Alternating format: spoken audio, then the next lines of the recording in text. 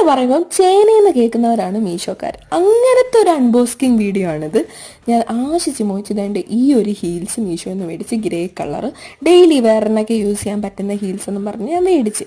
പക്ഷെ വന്നതോ black colour.